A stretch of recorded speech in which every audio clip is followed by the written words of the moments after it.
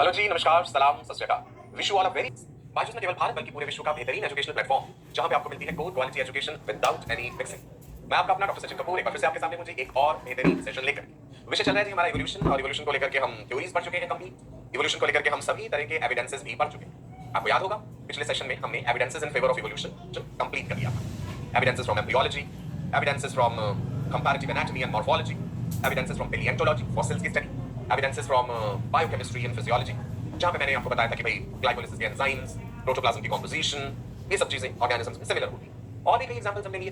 Trypsin is an ancestral enzyme found in all organisms from protozoa to primates. Even amylase is found in many animal groups. Ammonia का उदाहरण भी दिया था कि ammonia is formed as a metabolic waste product in many living organisms. Creatine phosphate is the reserve source of energy in case of vertebrates. Invertebrates में arginine phosphate. तो ये physiology and biochemistry के एविडेंसेस थे। इसके अलावा हमने biogeography का जिक्र किया था। मैंने बताया था कि भाई कार्बोनिफेरस पीरियड में millions of years ago there was a giant land mass. क्या कहते हैं उस जायंट लैंड मास को? याद है ना, जिससे सभी कॉन्टिनेंट्स फिर अलग-अलग सेपरेट हुए थे। What is that giant land mass called? Pangaea. फिर मैंने बताया कि भाई Sclater divided the entire world into 6 zoogeographical realms: Palearctic realm, Nearctic realm, Neotropical realm, Ethiopian realm, Oriental realm and Australian realm। Australian marsupial की example दी मैंने divergent evolution को explain करते हुए। अडैप्टिव रेडिएशन आपको समझाया, डार्विन्स फिंचेस एग्जांपल लेकर। Convergent evolution बताया, parallel evolution भी बताया। तो ये सारी चीजें हमने पिछले सेशन में डिस्कस करी। आज थोड़ा सा टेक्निकल एस्पेक्ट डिस्कस करेंगे इवोल्यूशन का।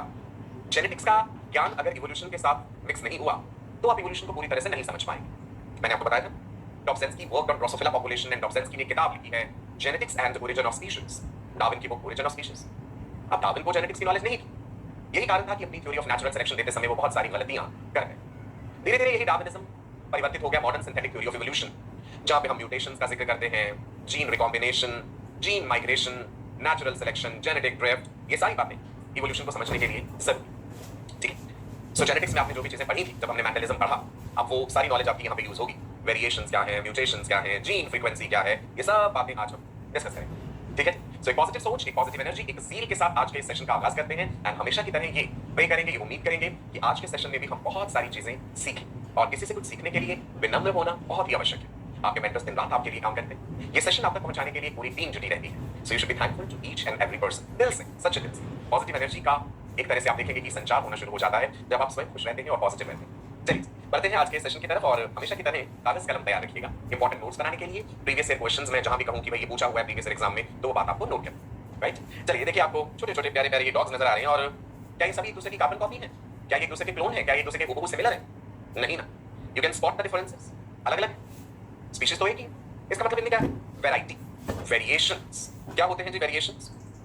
वेरिएशंस को हम ऐसे डिफाइन कर सकते हैं that variations are the small genetic differences which are found among organisms belonging to same species. Variety की बात आप एक डॉग और एक कैट और एक रैट में नहीं कर सकते। You can not compare a dog with a cat and a cat with a rat. Variety की बात करनी है तो सेम स्पीशीज में कीजिए। We humans, yes, we belong to the same species. Variety है ना हमें। किसी का कद लंबा है, किसी का छोटा है, किसी का स्किन कलर लाइट है, किसी का स्किन कलर डार्क है, आईज का कलर अलग है, आइरिस का पैटर्न, बालों का पैटर्न, बालों का रंग, सब वैरायटी ही तो है, वेरिएशंस है।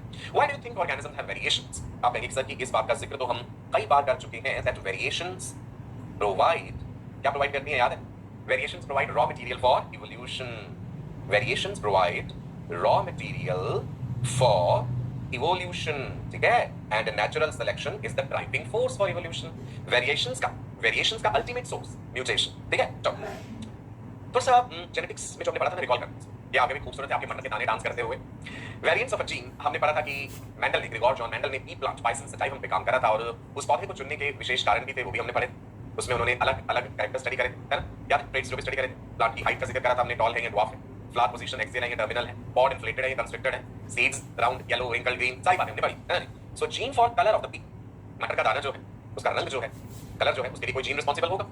ऑल्टरनेट फॉर्म्स जो है भाई, alleles, allele 1 yellow colour, allele 2 green colour. Allele भी आप जानते हैं, जीन आप जानते हैं, short segment of the DNA. ठीक है, इतनी बेसिक बात पता है, एलील समझ आ गई बात? Okay, now see contrasting traits in the P. क्या क्या याद करेंगे?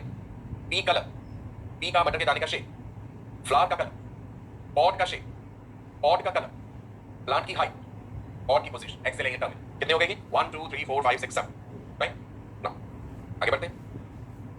जब हमने अलग अलग क्रॉसेस बनाए थे, मेंडल के अलग अलग लॉज आपने पढ़े, law of dominance, law of segregation, law of independent assortment. F1 generation में हमने जीनोटाइप्स, फिनोटाइप्स, सब बातें समझी। यू रिमेंबर कैपिटल Y हम लिखते थे, capital Y and small y, इन सब का मतलब याद है आपको? Homozygous dominant, heterozygous dominant, homozygous recessive, अलग अलग तरह के कॉम्बिनेशन बना के लिखते हैं। Capital W, capital W, capital W, small w, small w, small w। Dominant, recessive, homozygous dominant, heterozygous dominant, homozygous recessive. अगर हम बात करें कि सीड की, round shape, capital R, capital R और स्मॉल r भी राउंड हो, और अगर दोनों r छोटे हो गए तो ये रिंकल्ड हो जाए। ये सब क्यों समझ रहे हैं हम, क्यों बता रहा हूं आपको? ये सब एलीलिक कॉम्बिनेशंस तो है, ये सब एलीलिक कॉम्बिनेशंस है ना। अगर हम पॉपुलेशन की बात कर लें उसमें यही तो है, अलग अलग वैरायटी है ना। ऐसे प्लांट की हाइट के लिए homozygous dominant capital T, capital T, capital T, small t, heterozygous dominant small t will be homozygous recessive. तो ये हमने क्या समझा? Gene pool. जीन पूल क्या है? Collection of all different genes and their alleles in the population. Heading दीजिए gene pool, and मैं चाहूंगा कि आप उसकी परिभाषा लिखें अभी के अभी अपने नोट्स। जीन पूल क्या? नोट कीजिए, collection of all different genes and their alleles in a population. तो ये जो रिकॉल करी हमने चीजें, ये अभी वो क्यों समझी? जीन पूल शब्द का अर्थ जानने के। अगर वैसे भी आपको बता देता collection of all different genes and their alleles in a population, तो आप सोच में पड़ जाते जीन क्या था, एलील क्या था। इसीलिए मैंने पी प्लांट वाला एग्जांपल लेकर के आपको जीन और एलील और उनके कॉम्बिनेशंस क्लियर कर। जीन पूल को ऐसे भी डिफाइन कर सकते हैं, सम total of all the alleles in a population. ऐसे भी कहते हैं, सम total of all the alleles in a population. Gene pool में हर जीन की अपनी पर्टिकुलर फ्रीक्वेंसी होगी, राइट? कि भाई होमोजाइगस डोमिनेंट इंडिविजुअल्स इतने हैं, हेटेरोजाइगस डोमिनेंट इंडिविजुअल्स इतने परसेंट हैं, होमोजाइगस रिसेसिव इतने परसेंट हैं। तो एक टर्म हमें आगे समझना जरूरी है, gene frequency, the frequency with which a particular allele occurs in a population, that is the frequency। 100 में से 5% है या कोई 100 में से 20%, कितने प्रतिशत इंडिविजुअल्स में वो पर्टिकुलर एलील कॉम्बिनेशन है परसेंटेज के हिसाब से, ठीक है? सो देखिए आपको ये जीन पूल, राइट, क्लियर है इतनी बात? Gene pool is the sum total of all the alleles या sum total of all the genes and their alleles in a population. Collection of all different genes and their alleles in a population is what is gene pool. Okay, एक example लेके अब मैं आपको एक बड़ी technical सी बात बताने लगा हूं। सुन लीजिए मैं क्या समझाने जा रहा हूं। हार्डी वेनबर्ग इक्विलिब्रियम, हार्डी एक वैज्ञानिक है और वेनबर्ग दूसरे। हार्डी और वेनबर्ग ने मिलकर के एक कंसेप्ट लिया था, हार्डी वेनबर्ग इक्विलिब्रियम का। हार्डी वेनबर्ग थ्योरम भी कहते हैं उसे। अब उस चीज को समझ, ये पहले हम एक एग्जांपल लेके चल रहे हैं, ये शीप वाला एग्जांपल। हार्डी और वेनबर्ग ने बेसिकली ये कहा था दैट किसी भी पॉपुलेशन में जीन फ्रीक्वेंसी कांस्टेंट रहती है जनरेशन आफ्टर जनरेशन। किसी भी पॉपुलेशन में gene frequency remains constant generation after generation if certain conditions are met. यदि कुछ खास विशेष कंडीशंस संभव हो जाए। वो कंडीशंस क्या है? Population must be very large, ठीक है, ये कंडीशन संभव हो सकती है। Number 2, no individual is entering into the population and no individual is leaving the population, ये संभव नहीं है। आप रोक नहीं लगा सकते एंट्री और एग्जिट पे। आप चिड़िया कौवे किसी की पॉपुलेशन स्टडी कर रहे हैं तो आप ये थोड़ी ना रोक लगा देंगे कि कौवे उड़ के कहीं और नहीं जाएंगे, या अगर चिड़िया की पॉपुलेशन स्टडी करें तो बाहर से कोई चिड़िया उड़ के अंदर नहीं आएगी, इमिग्रेशन नहीं होगा, ये रुकावट नहीं लगाई जा सकती। हार्डी वेनबर्ग ने कहा अगर आप ये कंडीशन संभव कर दें, पहली condition population must be very large, ठीक है, ये हो सकता है। Number 2, no entry into the population, no exit from the population, ये संभव नहीं। Number 3, mutations are not occurring, ये भी नहीं हो सकता। म्यूटेशन एक रैंडम इवेंट है, आप इस पे रुकावट नहीं लगा सकते, म्यूटेशन होते ही रहते। One more, every allele has equal chance of being passed on to next generation, ये भी संभव नहीं। every allele अगली जनरेशन में जाए ये जरूरी नहीं होगा। तो इसका मतलब है हार्डी वेनबर्ग ने जो बातें कही हैं प्रैक्टिकली वो संभव नहीं होती। जीन फ्रीक्वेंसी कांस्टेंट नहीं रहती, gene frequency generation after generation बदलती है। जीन फ्रीक्वेंसी का बदलना ही तो इवोल्यूशन, जो आज है जीन पूल वो कल नहीं रहे, बदलाव आएंगे और इन बदलाव के कई कारण बनते हैं। Gene migration, gene recombination, natural selection, mutation, genetic drift, वो हम पढ़ेंगे। फिर से वापस आता हूं, मैं आपको क्या समझाने जा रहा हूं, हार्डी वेनबर्ग इक्विलिब्रियम, जिसे हम हार्डी वेनबर्ग थ्योरम भी कहते हैं। एग्जांपल लेते हैं पहले हम शीप का। चलिए एक पॉपुलेशन का जीन पूल हम पढ़ने जा रहे हैं। एक शीप है जी व्हाइट कलर की और एक शीप ले लीजिए हमने भाई ब्लैक कलर की है, और वूल के कारण gene for wool colour is a gene for wool colour. तो आपको इसमें कलर्स मिल रहे हैं व्हाइट और ब्लैक, वेरी गुड। हमने कहा कि जो व्हाइट वाला है वो ऐसे तगड़ा दिखाया हुआ ना, बिल्कुल उसके बाइसेप्स वगैरह दिखाए हैं, तौले दिखा रखे हैं, तो क्या क्या इंडिकेट कर रहा है? व्हाइट वूल के लिए हमने ले लिया भाई कैपिटल बी। जब मैंने आपको डोमिनेंट रिसेसिव वाली बात बताई थी तब बताया ना, कैपिटल लेटर में लिखा है तो डोमिनेंट, स्मॉल लेटर में लिखा है तो वो रिसेसिव।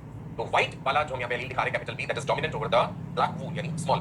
तो इसका मतलब है अगर मैं कोई कॉम्बिनेशन ऐसा लिखूं जो कि कैपिटल बी और स्मॉल बी एक साथ हो, heterozygous condition capital B small b, तो फिनोटाइप क्या होगा उसका? आप कहेंगे सर फिनोटाइप ऑब्वियसली व्हाइट होगा, क्योंकि आपने अभी भी कहा कि कैपिटल बी डोमिनेंट है और स्मॉल बी रिसेसिव है, ठीक है जी। तो अगर कोई जीनोटाइप कैपिटल बी है होमोजाइगस डोमिनेंट, तो शीप में वूल कलर होगा भाई व्हाइट। और अगर कोई जीनोटाइप है कैपिटल बी स्मॉल बी यानी हेटेरोजाइगस डोमिनेंट, तो भी जो कलर होगा वूल का वो व्हाइट होगा। और अगर है जीनोटाइप स्मॉल बी तो ऑब्वियसली ये होमोजाइगस रिसेसिव है तो वो ब्लैक होगा, बिकॉज़ ब्लैक कलर रिसेसिव है व्हाइट। व्हाइट वैसे याद रखो भाई चमकदार है, बढ़िया है एकदम, तो व्हाइट वाला डोमिनेंट, ठीक है, क्लियर है? नो, हम एक शीप पॉपुलेशन लेके चलते हैं जिसमें टोटल नंबर ऑफ इंडिविजुअल्स हमने ले लिया कि भाई 500, ठीक है।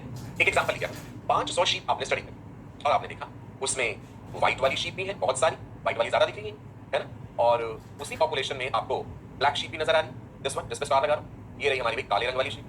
तो टोटल इंडिविजुअल्स रैंडमली मैंने लिए 500, जरूरी नहीं है 5000 भी ले सकते, हमने एक एग्जांपल की 500 शीप ना, इन 500 में व्हाइट भी नजर आ रही है और हमें ब्लैक भी नजर आ रही है। व्हाइट वाली जो है इसमें भी दो ऑप्शन होंगे, होमोजाइगस डोमिनेंट वाली और हेटेरोजाइगस डोमिनेंट वाली। अभी बाहर से देखने से तो नहीं पता चलेगा होमोजाइगस डोमिनेंट है हेटेरोजाइगस डोमिनेंट है, फिनोटाइप तो दोनों का ही वाइट है, फिनोटाइप तो दोनों का ही वाइट है, जीनोटाइप अलग है ना, यहाँ पे जीनोटाइप कैपिटल बी और यहाँ पे genotype capital B and small, ठीक है। और बाकी रही जी ब्लैक वाली जो है ऑफ कोर्स वो होमोजाइगस रिसेसिव है, स्मॉल बी स्मॉल। और मैंने एक नंबर दे दिया आपको भी कि जो होमोजाइगस डोमिनेंट है वो 320 है, 500 में से 320 शीप होमोजाइगस डोमिनेंट, 500 में से 160 शीप हेटेरोजाइगस डोमिनेंट है। नोट करते रहिए साथ साथ, तभी समझ आएगी एग्जांपल लिया हमने। और जो होमोजाइगस रिसेसिव है वो 20, ठीक है। अब फ्रीक्वेंसी निकालो, एक टर्म मैंने यूज की थी ना थोड़ी देर पहले, genotype frequency. Genotype frequency total individuals 500, जिसमें से कैपिटल बी वाले इंडिविजुअल्स 320। तो आप फ्रीक्वेंसी निकाल लें, सिंपल। हम कहेंगे भाई सिंपल मैथमेटिक्स लगाइए, 320 कितने में से 500 में से फ्रीक्वेंसी निकाल के देख लीजिए आपके पास फ्रीक्वेंसी कितनी आ जाएगी।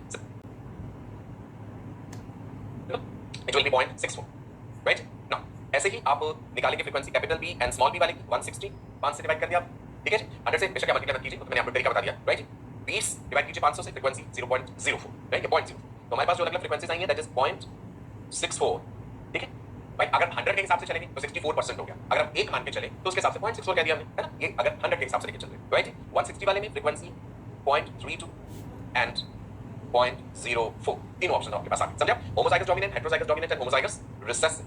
नाउ समझ, जब हम कह रहे हैं होमोजाइगस डोमिनेंट, इसका मतलब है जेनेटिक्स के लेवल पे देखें तो वूल कलर के लिए ये रहे दो एलील कहां प्रेजेंट है, क्रोमोसोम पे present. Chromosomes are made up of DNA, short segment of DNA is what is gene, right. So एक क्रोमोसोम दूसरा होमोलोगस क्रोमोसोम, वहां पे हमारे पास दो एलील प्रेजेंट है वूल कलर के लिए, homozygous dominant situation. Total alleles for wool colour हम लेके चल रहे हैं 1000। Total alleles for wool colour 1000 क्यों? Can you tell me why 1000? मैंने यहां पे 900 क्यों नहीं लिख दिया?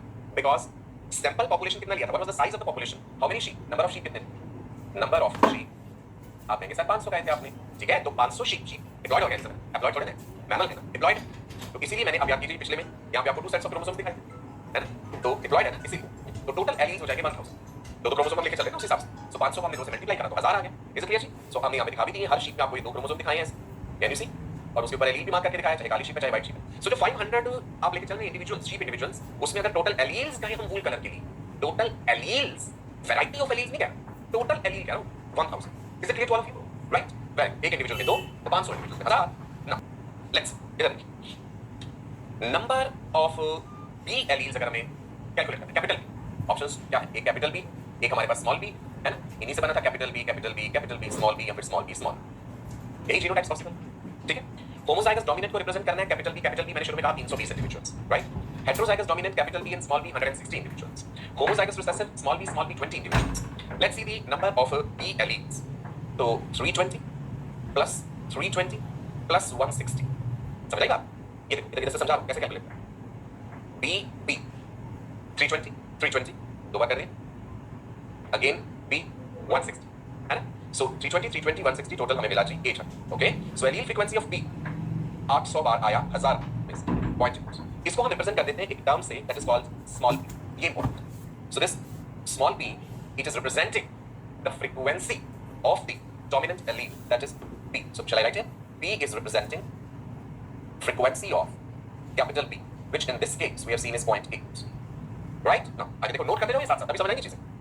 इधर देखिए, अब हम देखेंगे एलील फ्रीक्वेंसी ऑफ स्मॉल। तो स्मॉल बी आपको कहां दिखा, आप कहेंगे सर ये दिखा हमें स्मॉल बी 160, यहाँ पे भी हमें स्मॉल बी दिखा 20 तो 40 हो, ठीक है। सो 20 into 2 plus 160, ये राजी 160। सो ये है 160, हमारे पास आ गया नंबर ऑफ बी एलील्स, कितनी बार वो बी एलील आया है, संख्या उसकी, number of B alleles. So number of B alleles will be 20 into 2, क्योंकि ये हमारे पास यहाँ पे 20 होमोजाइगस रिसेसिव में 20 into 2 and plus 160, so we get 200। so allele frequency of small b that will be 200 divided by 1000.2, इसको represent करा q से।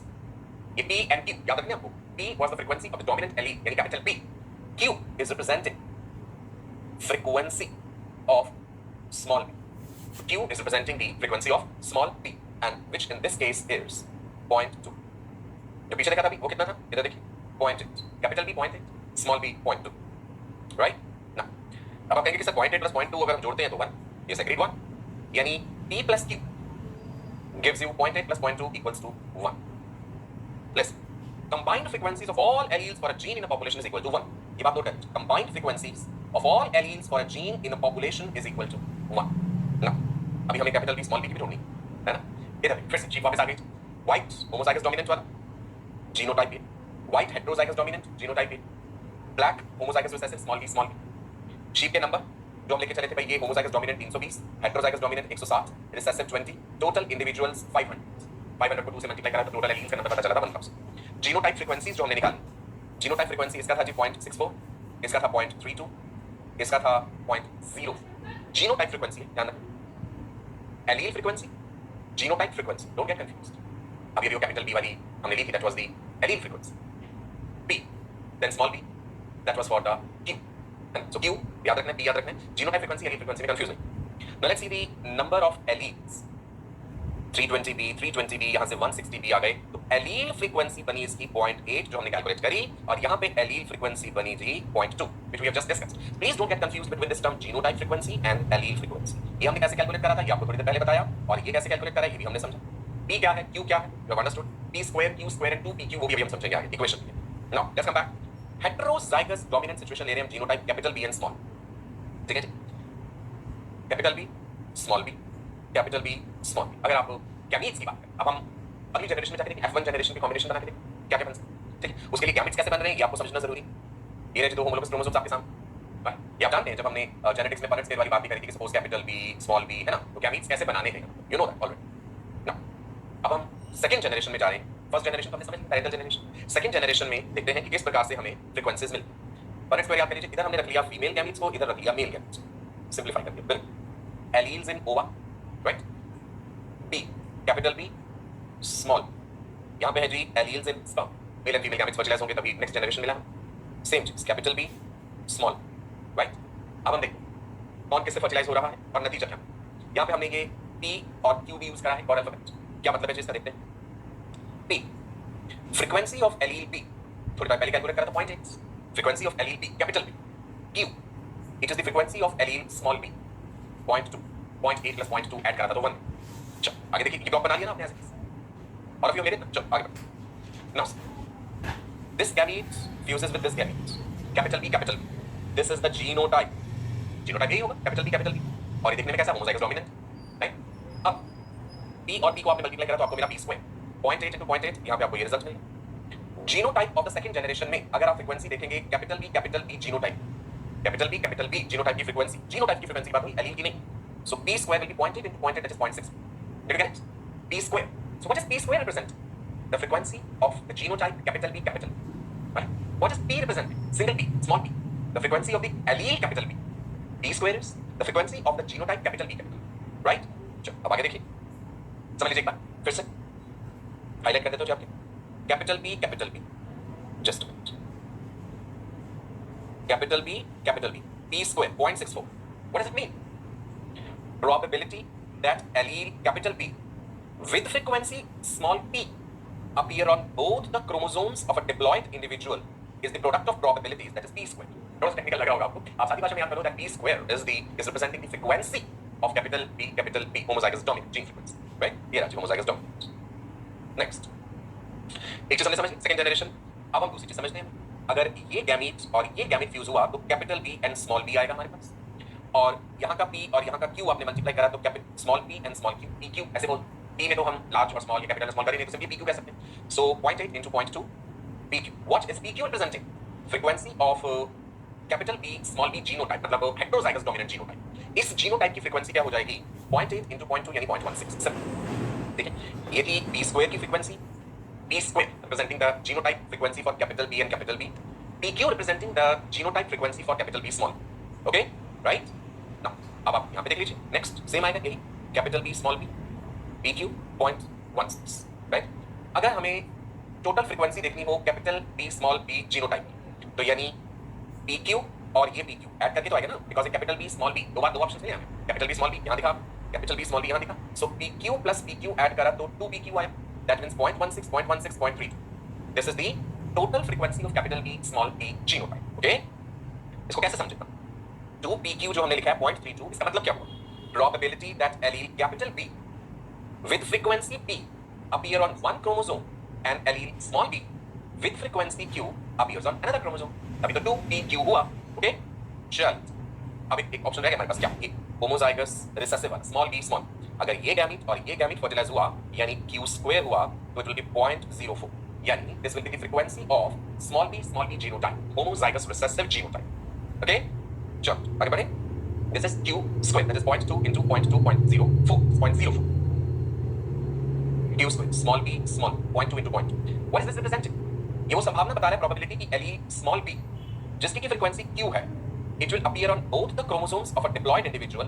This is the product of probabilities यानी q स्क्वायर। अगर आपको ये वाली बात नहीं भी याद होगी कोई बात, आप सारी भाषा में बस आपको ध्यान क्या रखना है, p क्या है, q क्या है, 2pq क्या है, p स्क्वायर क्या है, q स्क्वायर क्या है, जीन फ्रीक्वेंसी क्या है, एलील फ्रीक्वेंसी क्या है। इन्हीं से आपको सारी बात समझ आ जाएगी। आप पहली बार पढ़ रहे हैं, कुछ चीजें आपको मुश्किल लग रही होंगी, बिल्कुल चिंता मत कीजिए, जब आप उस पे बेस्ड न्यूमेरिकल सॉल्व करेंगे ना आपको एकदम आसान लगने लगेगा। पहली बार में कई बार चीजें मुश्किल लगती हैं, है ना, थोड़ा सा मैथमेटिक्स भी इन्वॉल्व है इसमें, प्रोबेबिलिटी की बातें हो रही हैं, so some of you might be finding it difficult, but please don't worry, your mentors are there with you, everything will be crystal clear. जैसे जैसे प्रैक्टिस करेंगे इससे रिलेटेड क्वेश्चंस आपको अच्छे से समझ आ जाएगा, और कुछ क्वेश्चंस मैं आपको अभी खुद भी करवाऊंगा ना। सी one thing, 0.64 plus 0.32 plus 0.04, the total is 1. That means p square plus 2pq plus q square equals to 1. और मैथ्स में आपने सिंपल इक्वेशन पढ़ते हैं ना, a plus b का होल स्क्वायर, ऐसा करके पढ़ते हैं ना, a plus b का whole square that is a square plus b square plus 2ab। तो वही बात यहाँ पे हो रही, p square plus 2pq plus q square equals to 1। इसी चीज को हम ऐसे भी लिख सकते हैं, p plus q का whole square equals to 1। Okay, अब देखो सर कितनी टेक्निकल बातें हो गई। हमारा विषय क्या चल रहा था, इवोल्यूशन। मैंने आपसे कहा था ना, इवोल्यूशन को और बेहतर तरीके से समझने के लिए जेनेटिक्स को समझना जरूरी, homozygous dominant, heterozygous dominant, homozygous recessive, ये बातें पता होनी चाहिए, एलील पता होना चाहिए, जीन पता होना चाहिए, जीन फ्रीक्वेंसी पता होनी चाहिए, एलील फ्रीक्वेंसी पता होनी चाहिए, जीनोटाइप फ्रीक्वेंसी पता होनी चाहिए। Now let's see here again, phenotype में हमें दिख रहा है जी, this is white coloured sheep, again white coloured, black coloured. White वाले में दो ऑप्शंस हैं, फिनोटाइप तो व्हाइट नजर आ रहा है, genotype capital B white sheep हो सकती है, होमोजाइगस डोमिनेंट, जीनोटाइप में capital B small b heterozygous dominant, और जो ब्लैक वाला है वो रिसेसिव है, तो स्मॉल बी यानी होमोजाइगस रिसेसिव। एलील की फ्रीक्वेंसी हमने निकाली थी भाई p 0.8, तो q will be 0.2। Okay, genotype frequency p square 0.64, 2pq that will be 0.32, q square equals to 0.0। we have understood these values, कैसे हमने कैलकुलेट करा। now p plus q whole square equals to p square plus 2pq plus q square equals to 1। this equation is very important। आप एक मोटी बात लिखिए, अभी सब चीजें क्लियर हो जाएंगी। Right one equation, p plus q whole square equals to p square plus 2pq plus q square, इसको इक्वल टू 1 करें। आप समझिए ये p स्क्वायर क्या है, ये रेफर कर रहा है frequency of the homozygous dominant, frequency of homozygous dominant. q square is frequency of homozygous recessive, और जब 2pq आ जाएगा that will be frequency of the heterozygous dominant. तीन ऑप्शंस थे, homozygous dominant, heterozygous dominant, homozygous recessive. p square is representing the frequency of homozygous dominant. इसी के आधार पे सारे questions आप सॉल्व कर पाएंगे न्यूमेरिकल्स के आते हैं। 2pq is the frequency of the heterozygous dominant, p और q दोनों आ गए, हेटेरो डिफरेंट हो गए, कैपिटल v स्मॉल p के। So frequency of heterozygous dominant is 2pq and frequency of homozygous recessive is q square। Please tell me, ये बात आपको समझ आ गई? मैं आपको फिर से बता दूं, यहां से क्वेश्चन फ्रेम होते हैं, NEET. So this part is important, previous question देखेंगे वहां पे भी आपको क्वेश्चंस मिलेंगे इसी पे आधार। चलो जितनी वैल्यूज हमने निकाली थी जरा एक बार देखते हैं। Genotypes of f1 generation, genotypes of f2 generation, ये था हमारा f1 जनरेशन, ये था जी हमारा f2 जनरेशन। तो f1 में p 0.8, q 0.2, p square 0.64, 2pq 0.32, q square 0.04। कोई डिफरेंस मिला f2 जनरेशन? केयरफुली देखिए सर, केयरफुली एक चीज ऑब्जर्व कीजिए, दोनों tables can you find any difference कहीं भी किसी चीज में? जीनोटाइप्स ऑफ f1 जनरेशन और उनके आगे लिखा है p q p square 2pq q square, the same c for f2, p 0.8 यहां भी 0.8, q 0.2 यहां भी 0.2, सिमिलर है, सेम है, कोई बदलाव ही नहीं हुआ। p स्क्वायर 0.64 अगेन उसमें भी 0.64, 2pq 0.32, 2pq 0.32 and then q square 0.04, q square 0.04। कहना क्या चाह रहे हैं, क्या चीज आपको बताई जा रही है? f1 जनरेशन में भी जीन फ्रीक्वेंसी सेम है जो f2 जनरेशन में, अगर हम f3 कैलकुलेट करें आगे वहां भी सेम रहेगी, ये f3 में भी सेम है। कहने का मतलब क्या है, हार्डी वेनबर्ग ने ये कहा था, gene frequency remains constant generation after generation. अगर कुछ कंडीशन सेटिस्फाई हो जाए, mutations are not occurring, population must be very large, no entry into the population, no exit from the population, every allele has an equal chance of being passed on to next generation। Hardy Weinberg के द्वारा कही गई ये बातें practically possible नहीं है, यानी gene frequency constant नहीं रहती है, जीन फ्रीक्वेंसी बदलती है। वही बात हम आगे जानेंगे, यहाँ हमने कांस्टेंट करके दिखाया आपको, हार्डी वेनबर्ग ने जो कहा था उस बात को समझाने के लिए। प्रैक्टिकली ये संभव नहीं है, जीन फ्रीक्वेंसीज का बदलना ही तो इवोल्यूशन, और इवोल्यूशन लगातार होता रहता है, इवोल्यूशन कभी नहीं रुकता है। ठीक है जी। सो हार्डी वेनबर्ग बात कर रहे थे एक कंडीशन की जिसे कहते हैं जेनेटिक इक्विलिब्रियम, मतलब total genes and their alleles in the population remain constant। ये है जेनेटिक इक्विलिब्रियम, लेकिन पॉपुलेशंस जेनेटिक इक्विलिब्रियम में बनी हुई नहीं रह सकती। अगर ऐसा होगा तो इवोल्यूशन होगा ही नहीं, right? Now Godfrey Harold Hardy and Wilhelm Weinberg, आप सिर्फ हार्डी एंड वेनबर्ग याद करें, ठीक है? तो हम पढ़ने जा रहे हैं एक कंसेप्ट को और गहराई से, हार्डी वेनबर्ग थ्योरम भी कहते हैं, Hardy Weinberg theorem, Hardy Weinberg principle, Hardy Weinberg equilibrium, है ना? तो शॉर्ट में कई बार HWE भी लिखा होता है, हार्डी वेनबर्ग इक्विलिब्रियम, राइट? चल पढ़ते। अब अगर ये सब क्या दिख रहा है, इतनी सारी चीजें, ये p square 2pq q square ये होगा, ये वही इक्वेशन है जो हमने अभी थोड़ी देर पहले पढ़ी। हार्डी वेनबर्ग प्रिंसिपल भी कहते थे, आप नोट कर लीजिए, what is this Hardy Weinberg principle? Allele frequencies in a population are stable and constant over generations. ये एक स्टेटमेंट आपको एज इट इज याद होना चाहिए। हार्डी वेनबर्ग का सिद्धांत ये कहता है allele frequencies in a population, एक पॉपुलेशन में एलील फ्रीक्वेंसी स्टेबल रहती है एंड कांस्टेंट रहती है जनरेशन आफ्टर जनरेशन। मैं अपनी भाषा में से बोलूं तो मैं ऐसे कह देता हूं allele frequency remains constant generation after generation in a randomly meeting population. एक कंडीशन उन्होंने और बोली कि पॉपुलेशन में मीटिंग रैंडम होनी चाहिए, सिलेक्टिव नहीं होनी चाहिए। The individuals are mating random, ये भी नहीं होता। Mating is not random, mating is selective. Members of a species themselves decide कि किस पार्टनर में उन्हें क्या बेहतर कैरेक्टर नजर आ रहा है और उसके साथ अट्रैक्ट होने के चांसेस ज्यादा होते हैं, है ना। मीटिंग इज नॉट रैंडम, जानवर भी आपस में पार्टनर्स को सिलेक्ट करते हैं, डिसाइड करते हैं। क्लियर? चलो now let's talk about this Hardy-Weinberg equilibrium और क्या फैक्टर्स हैं जो हार्डी-वेनबर्ग इक्विलिब्रियम को डिस्टर्ब करते हैं। इक्वेशन ध्यान रखनी है हार्डी-वेनबर्ग इक्विलिब्रियम वाली, p + q whole square equals to p square + 2pq + q square equals to 1। इसमें p क्या है, q क्या है, 2pq क्या है, ये आपको याद रखना होगा। एक सवाल पूछ लूं मैं, are you all ready for a question? ये क्वेश्चन आप जब सॉल्व करेंगे तो कॉन्फिडेंस थोड़ा और बढ़ जाएगा कि हमें समझ आ गई ये बात p square q square 2pq वाली। So all the best all of you, अच्छे से कीजिएगा, दिमाग लगा के, इत्मीनान से, जल्दबाजी नहीं। In a certain population there are 300 birds. Sheep के केस में 500 शीप लेके चलो, यहाँ पे 300 बर्ड्स हैं। उन 300 में से out of those 300 150 have a genotype. चलो सो ए कैपिटल ए वाले 150 हैं, कैपिटल ए स्मॉल ए वाले 100 हैं, 100 have capital A small a genotype and the rest of the birds have a genotype. तो बाकी ए जीनोटाइप है, उन्होंने कह दिया रेस्ट ऑफ द बर्ड्स। तो पहले देखो रेस्ट बचे कितने, 500 और इसमें से 150 एंड 100 पहले ऐड कीजिए। सो लेट्स ऐड 150 में 100, 150 में 100 जोड़ दिए तो बचे 250। ठीक है जी। वो कह रहे हैं कि बाकी के जितने बच गए हैं, इतने में से 300 में से टोटल कितने थे 300, तो 300 में से 250 हटा दीजिए, कितने बचे 50। इट मींस स्मॉल ए वाले 50 हैं, अभी तो टोटल 300 होगा। Calculate, you have to calculate the genotype frequency of small a birds. They're asking you for the genotype frequency. लिखें आप what they're asking? Genotype frequency of small a small. ये क्या लिखा आपने? ये frequency नहीं लिखी, ये small a के आगे जो 50 लिखा है, ये तो number of individuals लिखा है।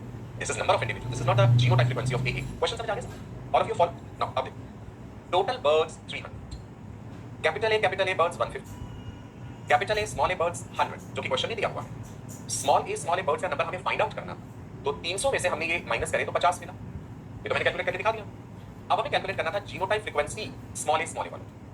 सो इसका मतलब है birds with small a genotype, जितने बर्ड्स के पास ये जीनोटाइप है, नंबर ऑफ बर्ड्स, उसे डिवाइड कीजिए with the total number of birds, यानी 50 divided by 300 that is 0.167। Very simple. इतनी सारी बातें अभी हम पढ़ रहे थे और आप डर भी रहे थे, और यहाँ पे कैलकुलेशन एकदम आसान है। ठीक है, कैपिटल ए का नंबर दिया था, कैपिटल ए का नंबर दिया था, स्मॉल ए का नंबर नहीं दिया, तो हमने वो नंबर कैलकुलेट कर दिया पहले कि 50 है, अब 300 में से 50 है ना, तो अब हमने उसकी फ्रीक्वेंसी इस प्रकार से निकाल, genotype frequency. The answer to the question will be the first option, that is 0.167। Is it clear to all?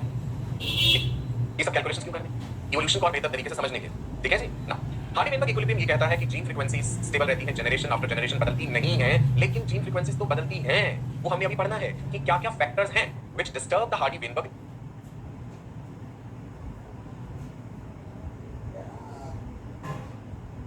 Equilibrium. ठीक है, यहां देखिएगा ना, डिस्टर्ब हो गया, बदल गई ना जीन फ्रीक्वेंसी। भाई आप एक सिंपल सी एग्जांपल, चलो मैं आपसे पूछता हूं, आप जिस एरिया में रहते हैं, मान लीजिए वहां पे 10,000 इंडिविजुअल्स, 10,000 लोग रहते हैं, मेल है, फीमेल है, बच्चे बड़े बूढ़े छोटे सब। मैं आपसे कहता हूं कि 10,000 में से 100 लोग ऐसे हैं जिनका आई कलर ब्लू है, 100 people have blue I colour. आपने कहा ठीक है कि पॉसिबल है, हो सकता है। अब मैं आपको एक कंडीशन देता हूं, इसी पॉपुलेशन को आप एज अ साइंटिस्ट 50 साल बाद स्टडी कीजिए। आज आपने स्टडी करा, ये डाटा दे दी, 50 इयर्स बाद स्टडी कीजिए, क्या तब भी ऐसा होगा कि 10,000 इंडिविजुअल अगर है तो उनमें से 100 लोगों का आई कलर ब्लू होगा? आप कहेंगे नहीं सर, ऐसा संभव नहीं है। क्यों संभव नहीं है? आप पहला आर्गुमेंट देंगे सर, इतने सालों बाद पॉपुलेशन का साइज भी तो चेंज हुआ होगा, देयर आर चांसेस की पॉपुलेशन बढ़ गई होगी, देयर आर चांसेस की घट गई हो। 10,000 इंडिविजुअल है, मान लिया बढ़ गए, लाख हो गए, 10 लाख हो गए, मैं कहूंगा ये भी तो हो सकता है कभी भूकंप आ गया हो, कभी सुनामी आ जाए, कोई नेचुरल कैलामिटी हो जाए, माइग्रेशन हो जाए, तो इंडिविजुअल्स का नंबर कम हो जाए। आप कहेंगे यस, तो एक बात पे आप एग्री करें कि समय बदलने के साथ पॉपुलेशन का साइज चेंज होता है, बढ़ता ही घटता है। ठीक है, दूसरा आप ये कहेंगे कि सर हो सकता है वो जो ब्लू आई कलर वाले किसी बीमारी के कारण मर गए हो, या बाहर से कोई और अलग इंडिविजुअल्स आ गए हो जिनका आई कलर ग्रीन है और वो सेक्सुअली ज्यादा अट्रैक्टिव है ऑपोजिट पार्टनर्स के लिए, तो उनके मेटिंग के चांसेस ज्यादा रहे हो, तो आने वाले कई सालों बाद वो ग्रीन आई कलर ज्यादा नजर आएगा, ब्लू वाली की फ्रीक्वेंसी कम हो गई हो। सो कहने का मतलब है डिफरेंट फैक्टर्स ऑपरेट करते हैं जिनके कारण जीन फ्रीक्वेंसी समय के साथ बदलती है। जीन फ्रीक्वेंसी कांस्टेंट नहीं रहती है। जीन फ्रीक्वेंसी का बदलना generation after generation is what is evolution. एकदम सादी भाषा में हम जेनेटिक्स को रिलेट करके समझे what is evolution, change in gene frequency or the change in gene pool of a population in the subsequent generations. That is what is evolution. समझ आई बात? ठीक है, right? Evolving populations do not follow Hardy-Weinberg equilibrium. जो बातें Hardy-Weinberg कह रहे हैं, evolving populations उन्हें follow नहीं करती है और हर population evolve करती है। Evolution is a departure from Hardy-Weinberg equilibrium. ऐसा समझ लीजिए इसे, ठीक है? No. सवाल ये उठता है कि क्या-क्या ऐसे factors, what are the different factors which disturb Hardy-Weinberg equilibrium? या आप कह सकते हैं, what are the different factors which affect Hardy-Weinberg equilibrium? As I told you, there are different factors: gene migration, gene recombination, genetic drift, natural selection, mutations. इतने सारे factors जो होते रहेंगे। ठीक है, लिस्ट देखें पूरी, क्या क्या है जी? म्यूटेशन, नोट कर लीजिए, genetic recombination, gene flow, gene migration बार बार होता है तो gene flow, genetic drift, natural selection. चले right, all the factors for you, आप भी नोट करें। Factors which affect Hardy Weinberg equilibrium, mutation, okay, gene recombination या जेनेटिक रिकॉम्बिनेशन भी कहते हैं, जीन फ्लो, कई जगहों पे जीन माइग्रेशन शब्द लिखा हो, जीन माइग्रेशन रिपीटेडली हो तो जीन फ्लो कहते हैं। एक बड़ा इंटरेस्टिंग कंसेप्ट हम पढ़ेंगे जेनेटिक ड्रिफ्ट का, जिसमें फाउंडर इफेक्ट, बॉटलनेक इफेक्ट बताऊंगा, and natural selection. Natural selection. These are the different factors which disturb or which affect Hardy-Weinberg equilibrium. तो आप ये भी तो कह सकते हैं these are the different factors which are resulting in evolution. जो इस तरह से evolution का कारण बनते हैं, जो जिस Hardy-Weinberg equilibrium को disturb करेंगे वही तो evolution का कारण बनेगी। तो हमने mutations के बारे में already भी जाना है ना, point mutations, chromosomal mutations. Mutation क्या है? Sudden change in the DNA, sudden change in nucleotide sequence of genetic material. किस कारण से? Due to errors in DNA copying or exposure to mutagens. DNA जब अपने आप को replicate कर रहा है तो कोई गलती हो सकती है, कोई error हो सकता है, वही mutation जैसा आप यहाँ पे देख पा रहे हैं, ठीक है जी? आपने एक्सपेरिमेंट में देखा A G T D G, opposite में T C A A C, और यहाँ पे म्यूटेशन हो गया T के साथ G आ गया है ना, T के साथ A आना चाहिए था, तो ये रहा म्यूटेशन। इसकी वजह म्यूटेशंस भी हो सकते हैं, हार्मफुल रेडिएशंस हो सकते हैं, कई केमिकल सब्सटेंसेस हैं जो म्यूटेशंस कर सकते हैं, ठीक है राइट। सो आने वाले सेशंस में हम ये जानेंगे कि क्या क्या फैक्टर्स जो हैं, mutation, natural selection, gene migration, gene recombination, इन सबको डिटेल में जानेंगे, जेनेटिक ड्रिफ्ट भी जानेंगे, ठीक है। सो आई होप आपको मजा आया, आज आपने थोड़ा सा मैथमेटिकल कैलकुलेशंस भी करी होंगी, जैसे मैंने क्वेश्चन आपको प्रैक्टिस कराया ना, ऐसे और क्वेश्चंस प्रैक्टिस कीजिए, आपका कॉन्फिडेंस बढ़ेगा। जो आज इंपॉर्टेंट पॉइंट्स इस सेशन के बारे में नोट करे हैं ना, इन पॉइंट्स को revise, revision is the key to success. एक ही बार में चीजें कई बार 100% क्लियर नहीं होती हैं, I thoroughly agree, but revise तो आप कर सकते हैं, डाउट्स उठेंगे मन में, you can always ask your mentors, right. DPPs practice कीजिए और कॉन्फिडेंस बढ़ेगा, ठीक है। सो मैं आपका अपना डॉक्टर सचिन कपूर अब आपसे विदा लेता हूं जी, आपको नमस्कार कहता हूं, ढेरों गुड विशेस देता हूं आने वाले सेशंस में और बेहतर चीजें। पिछले सेशन में हमने हार्डी-वेनबर्ग इक्विलिब्रियम, जिसे हार्डी-वेनबर्ग थ्योरम या हार्डी-वेनबर्ग प्रिंसिपल भी कहते हैं, वो पढ़ा था, याद है आप, रिवाइज किया था। मैंने आपको ये भी बताया था कि अब हम आगे कंटिन्यू करेंगे उन फैक्टर्स के बारे में जो हार्डी-वेनबर्ग इक्विलिब्रियम को डिस्टर्ब करते हैं। एक इक्वेशन हमने पढ़ी थी, p plus q whole square equals to p square plus 2pq plus q square and this is equal to 1, याद है? जीन फ्रीक्वेंसी क्या है, एलील फ्रीक्वेंसी, जीनोटाइप फ्रीक्वेंसी, ये सारी बातें मैंने आपको बताई। एक बार फिर से रिकैप करा देता हूं, आपको रिकॉल करा देता हूं कि हार्डी और वेनबर्ग क्या कहना चाह रहे थे। हम ये कह सकते हैं कि हार्डी और वेनबर्ग ने इवोल्यूशन को एक इनडायरेक्ट तरीके से समझाने की कोशिश करी। उन्होंने ये कहा कि किसी भी पॉपुलेशन में gene frequency remains constant generation after generation, gene frequency remains constant generation after generation, अगर कुछ कंडीशंस सेटिस्फाई हो जाए। वो कंडीशंस हैं population must be very large, ठीक है, ये कंडीशन सेटिस्फाई हो सकती है। Number 2, no entry into the population and no exit from the population, कोई इमिग्रेशन एमिग्रेशन नहीं होना चाहिए, ये कंडीशन संभव नहीं है। इंडिविजुअल्स की एंट्री एग्जिट तो पॉपुलेशन से लगा ही रहेगा। तीसरी कंडीशन थी म्यूटेशंस आर नॉट अकरिंग, भाई ये तो संभव नहीं। Mutation is sudden change in the DNA, nucleotide के सीक्वेंस में कोई बदलाव हो जाना, तो ये तो रैंडम इवेंट है, म्यूटेशन को नहीं रोक सकते, म्यूटेशन होता रहेगा। एक और condition, meeting is completely random, ये भी संभव नहीं है।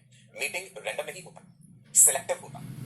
किसी भी स्पीशीज के इंडिविजुअल्स ऑपोजिट पार्टनर में कुछ बेहतर कैरेक्टर्स को तलाश करते हैं, चुनाव करते हैं अपने पार्टनर्स का, और जब वो उस चुनाव से संतुष्ट होते हैं तभी वो कॉप्युलेट करते हैं, मेट करते हैं। मतलब मीटिंग रैंडम नहीं होती, मीटिंग सिलेक्टिव होती है।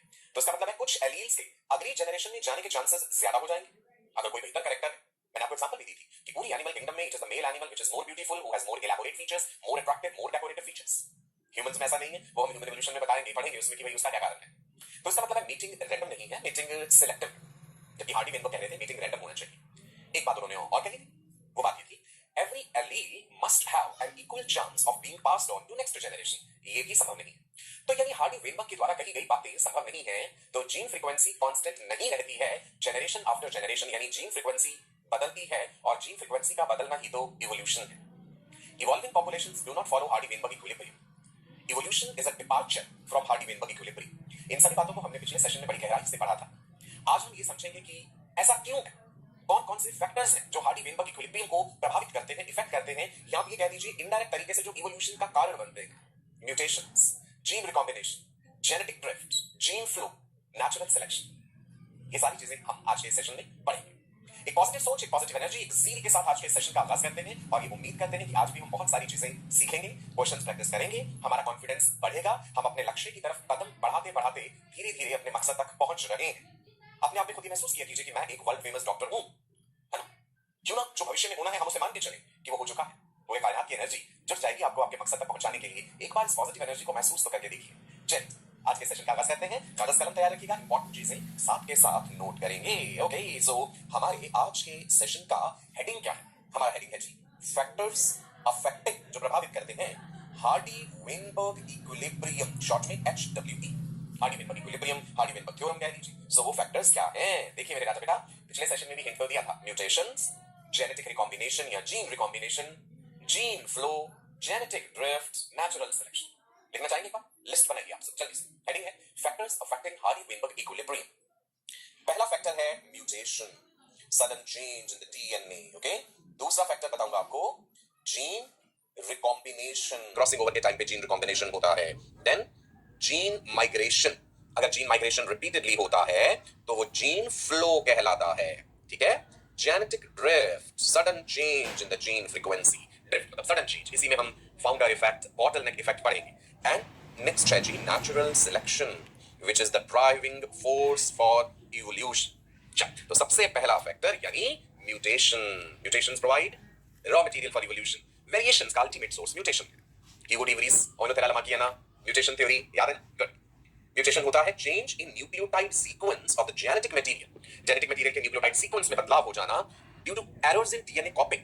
डीएनए जब स्वयं को रेप्लिकेट कर रहा है उस समय कोई गलती हो जाना, कोई मिस्टेक हो जाना, म्यूटेशन हो जाता है। या फिर exposure of the mutagens. Mutagens are mutation causing agents. ठीक है जी, जैसा आप देख पा रहे हैं, ये आपको डीएनए का एक स्ट्रैंड दिख रहा है, ठीक है जी, और यहाँ पे आपको डीएनए का ये वाला स्ट्रैंड दिख रहा है, क्लियर है? अब आप देखिए टी के साथ ए है, यहाँ पे म्यूटेशन हो जाने से टी के साथ जी, एक हल्की सी गड़बड़ बहुत भयानक नतीजे ला सकती है। Sickle cell anaemia, glutamic acid is replaced by valine at position number 6 in the beta chain of haemoglobin, जिससे कि हीमोग्लोबिन क्रिस्टल्स बना देता है, हीमोग्लोबिन डिफेक्टिव हो जाता है, आरबीसी की शेप जो है सिकल शेप हो जाती है, ऑक्सीजन एफिशिएंटली कैरी नहीं होती है। तो एक हल्की सी गलती बड़े भयंकर बदलाव ला सकती है, ठीक है जी। सो म्यूटेशन, हार्डी वेनबर्ग ने कहा था कि म्यूटेशंस नहीं होनी चाहिए अगर हम ये चाहते हैं कि जीन फ्रीक्वेंसी कांस्टेंट रहे जेनरेशन आफ्टर जेनरेशन। तो हार्डी वेनबर्ग ने कहा था no mutations are occurring, but you cannot stop it, mutation होते रहते हैं। वही बात हम पढ़ रहे हैं, कौन-कौन से फैक्टर्स हार्डी वेनबर्ग इक्विलिब्रियम को प्रभावित करते हैं, अफेक्ट करते हैं। एक एग्जांपल लीजिए, अब देखिए यहाँ पे बीटल दिख रही है आपको, बीटल्स आर आर्थ्रोपोड्स, बिल्कुल जी हरी भरी हरियाली से भरी हुई ये जगह है, बीटल्स खुशी-खुशी यहाँ पे रह रही है। किस रंग की बीटल्स हैं ये? है ना, आप कहेंगे maroon Asia brick red reddish colour की बीटल है, बड़े खूबसूरत स्पॉट है उन पे। अब भाई हुआ क्या कि म्यूटेशन हुआ, म्यूटेशन रैंडम इवेंट म्यूटेशन होता रहता है। एक ऐसा म्यूटेशन हुआ जिसका नतीजा ये रहा कि जो छोटे साइज वाले बीटल थे उनमें म्यूटेशन होने से जो अगली जनरेशन आई, अब वो बीटल साइज में बड़े होने लगे, लार्ज साइज बीटल्स। म्यूटेशन के कारण बॉडी साइज बढ़ गया, है ना। सो एक पॉपुलेशन में बीटल्स थी, उनकी अगली जनरेशन में कुछ बीटल्स ऐसे हुए, सारे के सारे लार्ज हो जाएंगे, कुछ बीटल्स ऐसे हुए जो साइज में बड़े। अब जो साइज में बड़ा है ना, सर्वाइवल ऑफ द फिटेस्ट, तो साइज में बड़े होने की उसे कुछ ना कुछ एडवांटेजेस होंगी, साइज में बड़े होने की उसे कुछ ना कुछ एडवांटेजेस होंगी, फूड अवेलेबिलिटी बेटर हो गया उसके लिए, है ना, बड़े बड़े इंसेक्ट छोटे छोटे इंसेक्ट सबको खा जाएगा। तो अब सक्सेसफुल फीडिंग एंड ब्रीडिंग के चांसेस बड़े वाले बीटल्स के बढ़ने लगे। सो धीरे धीरे समय के साथ हम देखेंगे कि लार्ज साइज बीटल्स का नंबर वहां पे बढ़ने लग जाएगा। तो बदलाव हुआ ना, जीन फ्रीक्वेंसी बदली ना आने वाली पॉपुलेशंस में, तो म्यूटेशन एक कारण बनता है इस चीज का।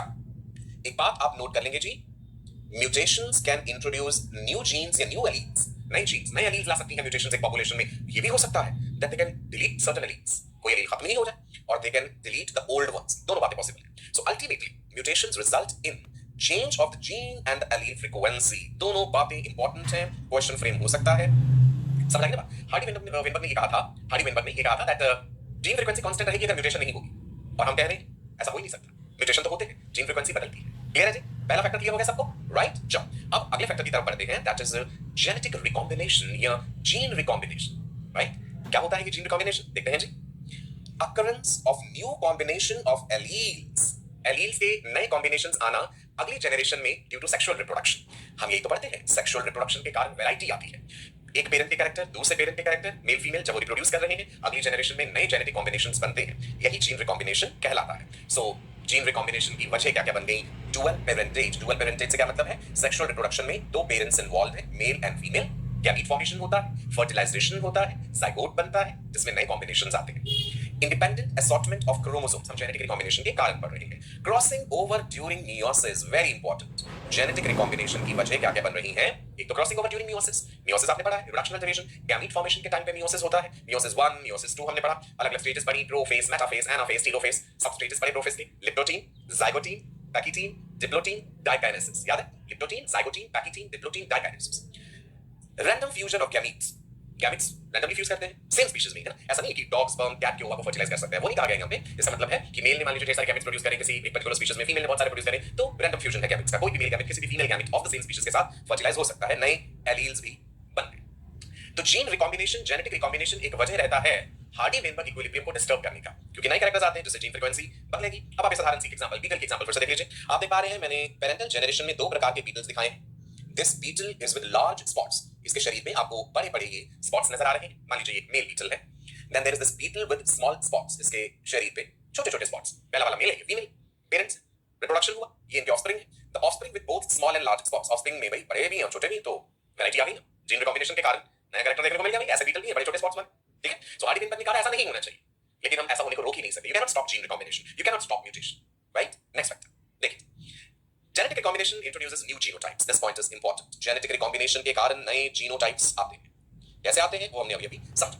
पहला factor over mutation, second factor over gene recombination, तीसरा फैक्टर क्या है जी? Gene flow.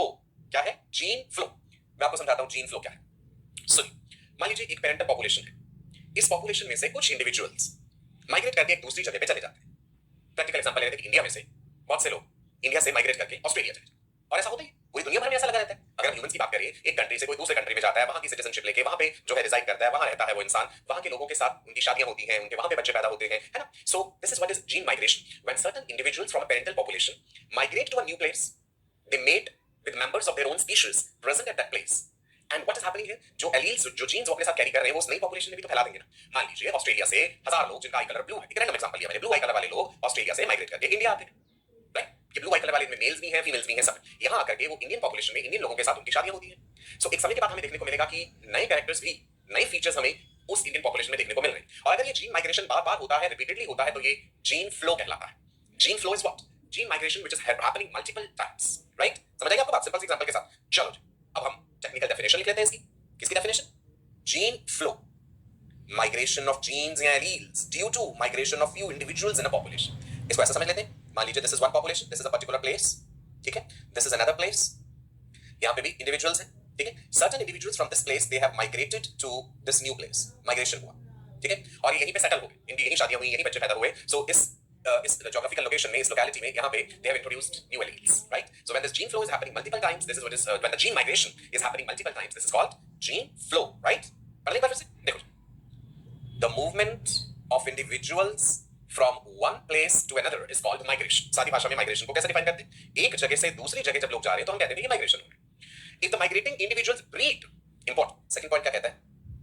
If the migrating individuals breed within the new population, अगर वो उसी के members of the same species है, if the migrating individuals are breeding with them, the immigrants जो आए हैं माइग्रेट करके, the immigrants will add new alleles to the local gene pool of the host population। जो host population है जहां पे वो आए हैं इमिग्रेंट्स, वहां पे उन्होंने नए जीन्स ऐड कर दिए। This is gene migration. हाँ, अभी तो हार्डी विनबर्ग ने कंडीशन लगाई थी ना, no entry into the population and no exit from the population. तो हमने कहा कि इस चीज को रोका नहीं जा सकता, एंट्री एग्जिट तो पॉपुलेशन में लगे रहते हैं, जीन माइग्रेशन, जीन फ्लो होता रहता है, तो जीन फ्रीक्वेंसी बदलेगी। जीन फ्रीक्वेंसी का बदलना ही तो इवोल्यूशन है। Clear? Next point, sometimes two populations of a species which were separated come closer due to migration। कई बार ऐसा होता है कि एक पॉपुलेशन दूसरी पॉपुलेशन किसी कारण से सेपरेटेड थी। आप किसी ऑर्गेनिज्म की बात करें, मान लो बीच में नदी बह रही है और एक तरफ पॉपुलेशन इधर है चींटियों की, एंट्स की, एक पॉपुलेशन इधर है एंट्स की। चींटियां खुद तो नदी पार कर नहीं सकती, सो मान लो कभी किसी ने उस नदी पे पुल बना दिया, ह्यूमंस इंटरवेंशन के कारण एक पुल बन गया, अब चींटियां भी तो उस पुल पे चढ़ के इधर से उधर उस ब्रिज से जा सकती हैं। सो यही बात लिखिए, sometimes two populations of a species which were separated because of some reason they come closer due to migration. और अगर किसी ऐसे जानवर की बात करें जो उड़ भी सकते हैं, इंसेक्ट्स, तो उनके लिए तो आसान है उस बैरियर को पार करना, नदी हो बीच में या कोई भी चीज उसे पार कर सकते हैं। To genes, the genes of two populations intermingle, आपस में इंटरमिंगल होंगे through breeding and the result causes variation in the offspring। I hope आपको ये बात समझ आ गई क्लियर। हम वो फैक्टर्स पढ़ रहे हैं जो हार्डी विनबर्ग को डिस्टर्ब करते हैं, हार्डी विनबर्ग इक्विलिब्रियम को। पहला फैक्टर हमने पढ़ा म्यूटेशन, दूसरा हमने पढ़ा जीन रिकॉम्बिनेशन, तीसरा हमने पढ़ा जीन फ्लो या जीन माइग्रेशन। अब हम एक और इंटरेस्टिंग फैक्टर समझेंगे, उससे पहले फिर से ये बीटल वाला एग्जांपल देख लीजिए भाई। लाल रंग की बीटल नजर आ रही है आपको, वंडरफुल। यहाँ पे कुछ ब्लू बीटल्स भी आ गई भाई, जल्दी जल्दी आ गई वहां पे। उन्होंने कहा हम भी नया एरिया एक्सप्लोर करती, हम माइग्रेट करेंगे तुम्हारी टेरिटरी। अब है तो सेम स्पीशीज के मेंबर ही ना, लाल वाली बीटल भी है, ब्लू वाली बीटल भी है। अब ये ब्लू बीटल जो है इनकी पॉपुलेशन यहाँ पे बढ़ सकती है, ठीक है जी, क्लियर है माइग्रेशन वाली बात, right. Just during gene flow, new genes or the alleles are added to the population, the result is gene or the allele frequency changes which will result in evolution। okay, next factor which is very interesting, अक्सर बच्चे confuse हो जाते हैं इसे समझने में, मैं आपको समझाता हूं जी और आप कभी कंफ्यूज नहीं होंगे। Genetic drift, sudden change in gene frequency. अभी तक जो फैक्टर्स हमने पढ़े जो जीन फ्रीक्वेंसी को बदलते हैं उनमें समय लगता है, टाइम लगेगा। क्या कभी ऐसा हो सकता है कि अचानक ही एक ही झटके में जीन फ्रीक्वेंसी बदल जाए, सडनली चेंज कर जाए? 2 दिन पहले कुछ और था और आज कुछ और हो जाए? आप ऐसा कैसे हो सकता है? Yes, it is possible, right. This is what is genetic drift. So let's understand what is the technical meaning of this term genetic drift. Heading दीजिए आप सब लोग, जेनेटिक ड्रिफ्ट, और लिखिए फ्लक्चुएशन इन जीन और allele frequencies due to chance events. एक सादी भाषा में ये भी लिख सकते हैं, आप नोट कीजिए जेनेटिक ड्रिफ्ट। चलिए मैं लिखवा रहा हूं डेफिनेशन। सडन चेंज, नोट कीजिए सभी लोग, sudden change in gene frequency, sudden change in gene frequency due to some chance event, वो चांस इवेंट क्या हो सकती है? वो चांस इवेंट कोई नेचुरल कैलामिटी भी हो सकती है, कोई प्राकृतिक विपदा आ जाए, तूफान आ जाए, भूचाल आ जाए, जंगल में आग लग जाए, बहुत से जानवर मर जाए, सुनामी आ जाए, कुछ भी हो सकता है। So that chance event can B, not always but it can be, a natural calamity, प्राकृतिक विपदा जिसे हम कहते हैं, अर्थक्वेक, फ्लड, फायर, सुनामी, या फिर that chance event can be migration to new place. कुछ इंडिविजुअल्स डिसाइड कर लें कि हम नई जगह पे चले जाएंगे और वहां पे जाके अगर उनके members of same species already वहां प्रेजेंट है नई जगह पे, तो ये न्यू एंट्रेंट्स उनके साथ ब्रीड नहीं करेंगे। अगर वो ब्रीड कर गए तो वो तो जीन माइग्रेशन वाली बात होगी, है ना? Members of their own species present है नई जगह पे, but they are not breeding with them, they are not mating with them. कारण कोई भी हो सकती है कि उनके साथ ना मीट करने की, ठीक है? तो ये जो नए इंडिविजुअल्स उस जगह पे गए हैं, वहां जाके अपनी कॉलोनी बसाएंगे, अपनी बस्ती बसाएंगे, फाउंडर्स कहलाएंगे वहां पे, और जिस भी तरह की एलील्स कैरी कर रहे हैं, whether they are good or they are bad, they are going to increase the frequency of that allele in that new geographical location, that new isolated place. और हो सकता है ओरिजिनल पेरेंटल पॉपुलेशन में से वो पर्टिकुलर एलील्स पूरी तरह से खत्म हो गए हों, क्योंकि ये जो इंडिविजुअल्स माइग्रेट करके गए हैं इन्हीं में वो एलील्स थे, ओरिजिनल पेरेंटल पॉपुलेशन में से खत्म हो गया वो पर्टिकुलर कैरेक्टर। आप समझिए क्या बता रहा हूं? Genetic drift, Sewall Wright effect भी कहते हैं इसे, अभी देखेंगे आगे। It is sudden change in gene frequency due to some chance event, definition noted है ना? और वो चांस इवेंट क्या क्या हो सकती है? Natural calamity, migration to a new place. But यहां ध्यान रखना है, जब नई प्लेस पे माइग्रेट करें तो वहां पे ऑलरेडी जो members of their own species present है उनके साथ ब्रीड नहीं करना है, राइट? चलो देखते हैं इसे आगे। जो सिविल राइट इफेक्ट है ना, ये टर्म जेनेटिक ड्रिफ्ट के लिए ही दूसरा नाम है। सो जेनेटिक ड्रिफ्ट को ही हम सिविल राइट इफेक्ट कहते हैं। It is named after the American geneticist Sewall Wright who realized its evolutionary significance. ठीक है जी, ध्यान रखिएगा, Sewall Wright effect. Genetic drift जो है, although it occurs in all the population, देखो जेनेटिक ड्रिफ्ट बड़ी छोटी पॉपुलेशन दोनों में होगा, है ना? अगर हम नेचुरल कैलामिटी की बात कर रहे हैं तो वो ये देख के तो नहीं होगी कि भाई ये बड़ी पॉपुलेशन है, यहाँ पे नेचुरल कैलामिटी नहीं होनी चाहिए, ये छोटी पॉपुलेशन है यहाँ पे होनी चाहिए, ऐसा तो नहीं है। Genetic drift is a completely random phenomena, बड़ी छोटी पॉपुलेशन दोनों में हो सकता है। लेकिन अगर पॉपुलेशन का साइज छोटा होगा ना, तो इस जेनेटिक ड्रिफ्ट के नतीजे, इसके रिजल्ट्स इजीली विजिबल हो जाएंगे। अगर मैं कह दूं कि भाई 10 करोड़ की पॉपुलेशन है और उसमें से 100 लोग माइग्रेट करके नई जगह चले गए, तो रिजल्ट्स से डाइल्यूटेड रहेंगे। और अगर हम ये कहें कि पॉपुलेशन का साइज बहुत छोटा है, पॉपुलेशन का साइज स्मॉल है, 200 इंडिविजुअल थे और उसमें से 40 लोग माइग्रेट कर गए जिनमें एक पर्टिकुलर फीचर था, सो देयर आर चांसेस कि वो 40 इंडिविजुअल जो चले गए उन्हीं में वो कैरेक्टर था, वो ओरिजिनल पेरेंटल पॉपुलेशन से पूरी तरह से खत्म हो गया। सो कहने का मतलब है कि छोटी पॉपुलेशन में इसके इफेक्ट, इसके नतीजे आपको क्लियरली समझ आ जाएंगे। एक एग्जांपल लीजिए, मैं आपसे कहता हूं एक सिक्का उछालिए, एक कॉइन उछालिए, एक बार उछालिए, हेड्स या टेल आने के चांसेस क्या है? आप कहेंगे सर 50-50%, है ना? ये हेड्स होगा या टेल। अगर मैं कहूं कि मैंने एक कॉइन को 10 बार उछाला, 10 टाइम्स मैंने कॉइन उछाला, मेरे पास 7 टाइम्स हेड आया, ये हो सकता है? 7 टाइम्स हेड था और 3 टाइम्स टेल था। आप कहेंगे सर हो सकता है, क्योंकि भाई जरूरी तो नहीं है ना कि हर बार उछालने पे 50-50% प्रोबेबिलिटी हो। जब आपने 10 बार उछाला तो आपके पास 7:3 वाला रेशो भी आ सकता है। मैंने कम लिया, 10 टाइम्स ही लिया। अगर मैं आपसे कहूं मैंने एक सिक्के को 10,000 बार उछाला है, फ्लिप करा है, और मेरे पास 8,000 बार हेड्स आया और 2,000 बार टेल्स आया, आप कहेंगे सर ये ठीक नहीं लग रहा, कुछ एक गड़बड़ लग रही है। 10,000 बार आप उछाल रहे थे, कॉइन फ्लिप कर रहे थे, और 8,000 टाइम्स या 7,000 टाइम्स आपके पास जो है हेड्स आया और टेल सिर्फ 2,000 टाइम या 3,000 टाइम आया। दैट मींस जितना ज्यादा आप सैंपल साइज बड़ा करते जाएंगे, एक्सपेक्टेड वैल्यू जो आना चाहिए आप उसी के क्लोज रहेंगे, उससे बहुत ज्यादा डेविएशन नहीं मिलेगा। सैंपल साइज अगर छोटा होगा, the probability that you can deviate from the expected result is more. समझेगा? 10 बार सिक्का उछाला तो 7 बार हेड्स हो सकता है, 10,000 बार सिक्का उछाला तो 7,000 टाइम्स हेड्स आए, इसकी प्रोबेबिलिटी कम है। Now you get it? Genetic drift operates in smaller as well as larger population, but its effects are more clearly visible in smaller populations, right जी? So कई बुक्स में ये लिखा होता है कि genetic drift operates only in smaller population, वो बात टेक्निकली गलत है। भाई ड्रिफ्ट तो एक रैंडम इवेंट, बड़े छोटे पॉपुलेशन किसी में भी हो जाएगा, ठीक है? Its effects are most marked in very small isolated population, छोटी पॉपुलेशन, आइसोलेटेड पॉपुलेशन है, उसमें इसके नतीजे ज्यादा क्लियरली समझ आ जाएंगे आपको। अब इसी जेनेटिक ड्रिफ्ट के हम दो महत्वपूर्ण उदाहरण समझते हैं। Two important examples of genetic drift are founder effect and bottleneck effect. अब मैं आपको ये दोनों इफेक्ट समझाने जा रहा हूं। जेनेटिक ड्रिफ्ट के दो उदाहरण, founder effect and bottleneck effect, ठीक है जी? राइट नाउ ये देखिए, एक एग्जांपल लेते हैं कि भाई एक जंगल है, उसमें बीटल्स रहती हैं, रेड बीटल्स भी हैं, ब्लू बीटल्स भी हैं, खुशी खुशी रह रही हैं, अपना भोजन पानी सब खा रहे हैं, मजे कर रहे हैं। अचानक क्या होता है कि उस पॉपुलेशन में हाथी आ जाता है, एलिफेंट आ जाता है। आपको कुछ याद आ रहा होगा कि आपने जूनियर क्लासेस में भी ऐसी एक एग्जांपल पढ़ी थी जेनेटिक ड्रिफ्ट की। हाथी आ गया, हाथी का पैर बढ़ गया बीटल पॉपुलेशन पे, उस बीटल पॉपुलेशन के लिए तो हाथी का पैर बढ़ना ही एक नेचुरल कैलामिटी हो जाएगी, कितनी सारी बीटल्स उसी में ही मर जाएंगी, है ना? चांस इवेंट, हाथी ने सोच के तो पैर नहीं रखा ना, नीली बीटल को मारने या लाल बीटल को मारने का रैंडम इवेंट, ठीक है? सो बीटल पॉपुलेशन पे हाथी ने अपना पैर रख दिया और एक चांस की बात हुई कि बेचारी रेड कलर वाली बीटल्स ज्यादा संख्या में मर। हाथी का पैर जहां पे पड़ा वहां पे रेड कलर वाली बीटल्स के लिए तो एक नेचुरल कैलामिटी हो गई और ये बेचारी मर गई। अब कौन जिंदा बची है? ज्यादा संख्या। अच्छा ये नहीं कि रेड वाली 100% ही मर गई, भाई हो सकता है 98% मर गई, 2% रेड वाली की बच गई, लेकिन हुआ क्या? अब ज्यादा बीटल्स कौन बच गई है? ब्लू वाली ना। हाथी चला गया वहां पे, मार के बेचारी। अब वो ब्लू बीटल्स आपस में ब्रीड करेंगी, आने वाली जनरेशन में स्वाभाविक सी बात है आपको वहां पे ब्लू बीटल्स ज्यादा नजर आएंगी। You got? ठीक है जी? सो हुआ ना जेनेटिक ड्रिफ्ट, अचानक जीन फ्रीक्वेंसी बदल गई ना, क्लियर है? राइट? सो ब्लू कलर की बीटल पॉपुलेशन वहां पे बढ़ जाएगी। ये एग्जांपल रहा बॉटलनेक इफेक्ट। देखो जी, बॉटलनेक वर्ड हमने क्यों यूज करा है? आप जानते हैं एक बोतल जो होती है वो कैसी होती है? अगर हम एक बॉटल बनाएं तो बोतल की गर्दन जो है ऊपर से छोटी होती है ना। सपोज मैंने एक बॉटल बनाई, ठीक है, ऐसा। Why I'm using the term bottleneck? Because this ये जगह बोतल की गर्दन संकरी है ना, छोटी है, तो ये हमें छोटा क्यों करा? ऐसे पॉपुलेशन साइज का रिडक्शन दिखाना है। यहाँ पे इंडिविजुअल्स हैं, ये रहे जी। मैं पूरी प्रैक्टिकल एग्जांपल लेके बताऊंगा, पहले बॉटलनेक वर्ड समझ लीजिए, ठीक है जी? अब वैरायटी दिखानी है यहाँ पे, तो भाई ये हमने एक येलो कलर से भी मैंने क्रॉस दिखा दी, वेरिएशन है, वैरायटी है। अब हुआ क्या, किसी नेचुरल कैलामिटी के कारण पॉपुलेशन साइज रिड्यूस कर दिया। ये जो एरो हम यहाँ पे दिखा रहे हैं ना, इसको मैं एनसी लिख देता हूँ, नेचुरल कैलामिटी, पॉपुलेशन का साइज रिड्यूस करा, ठीक है। यहाँ पे हमें 2-3 येलो इंडिविजुअल्स दिख रहे हैं और एक मैं रेड दिखा देता हूँ। अब यहाँ से ये पॉपुलेशन साइज में बड़ा होना शुरू होगी।